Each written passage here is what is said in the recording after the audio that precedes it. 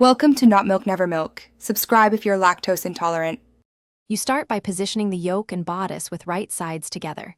This ensures accurate seam matching. First, align shoulder seams and transfer princess dart apex and leg markings directly onto the fabric. Once done, pin along the yoke join and clip any curves lightly so the yoke sits flat.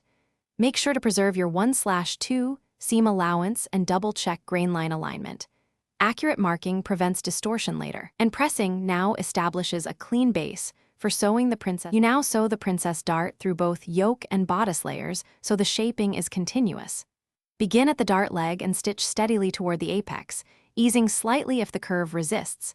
This avoids puckers. As you approach the apex, taper the stitch and finish with a few tiny reverse stitches or a tied thread to lock the point without creating bulk. Once sewn, press the dart flat toward the designated direction. Clip and trim seam allowances where layers overlap to reduce thickness.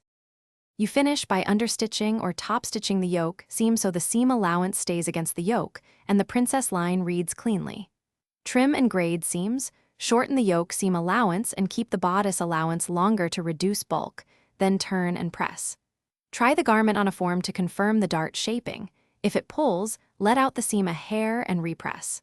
Troubleshooting tip: if you see a pucker at the apex, resew with slightly less tension and a shorter stitch length to smooth the point.